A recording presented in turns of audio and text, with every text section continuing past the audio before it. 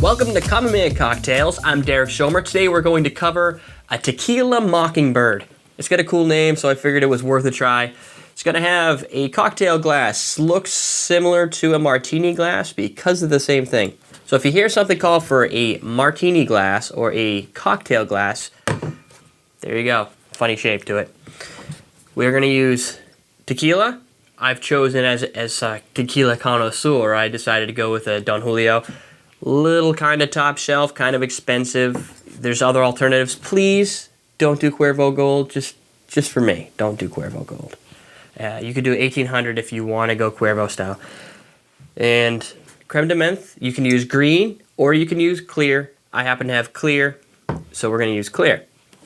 And we're also going to need a 1 ounces of lime, so that's about two halves of a lime, because we're going to need to squeeze them in our lime press. I also shaved off one corner of this so that we have garnish, so it's close to the right amount of lime. So let's get started, shall we? We're going to start with, let's go with the 2 ounces of tequila. Now, for the price of the Don Julio, you get a cool little tequila stopper that lets it pour nice and easy. That's part of your $40 or whatever this thing cost. Sounds like a good price to see the size of it. 375 milliliter. Kind of expensive. 3/4 ounce green or white creme de menthe. Don't use too much. This stuff is quite potent. So I would go less than more. Unless you're trying to hide that tequila taste, but then why would you be drinking a base of tequila in your mixed drink? Let's do the lime. Unfortunately, it's not going to fit in here all the way, so we're going to do a little struggle. You can use the artificial like Rose's lime juice, but it's not going to be nearly as good. It's going to be over sweet, and you're going to get a lot of high fructose corn syrup, which is not really healthy for you. Totally worth just squeezing lime. Plus, it tastes a little more natural.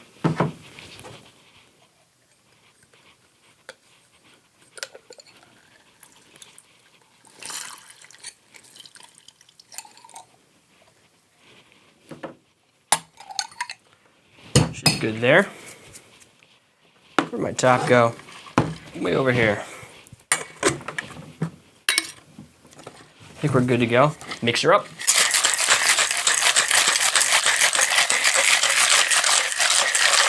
Now, because this is a cocktail glass, it's not really an ice-bearing style glass. You put ice in here, you're not going to get any drink. So it's probably as good as a shot. So what you typically want to do, and this is what we did, except for it doesn't really work on camera, is put it in your freezer for a couple hours, days, just leave it in there. It'll get nice and frosty when your guests come over. You hand them a frosted cocktail glass, martini glass. You pour this in here, strain it in, and they're going to be much more impressed.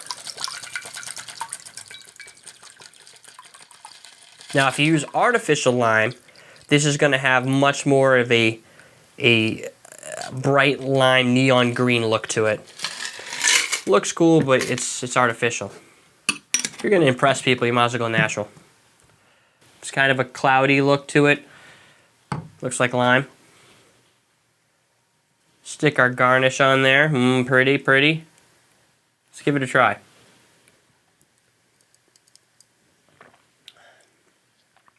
Wow. I was actually expecting it to be a little more sour and bitter right up front.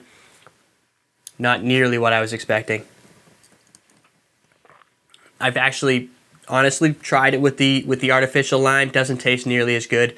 It's the artificial taste of this pretty much kills off any tequila and mint taste. It's kind of like a lime meets mint, which you think might be weird, but it actually works out pretty good. Definitely tasty. So you can give that a try. This is a Tequila Mockingbird. I'm Derek Schomer. You can reach me at everydaydrinkers.com. You can check out our podcast. It's got an audio podcast at everydaydrinkers.com/podcast. Or you can also look at our videos in iTunes, subscribe to us, get every single release whenever they come out, and start mixing like crazy. Just do a search for Common Man Cocktails in iTunes. I'm your host, Derek Schomer. We're teaching you how to drink.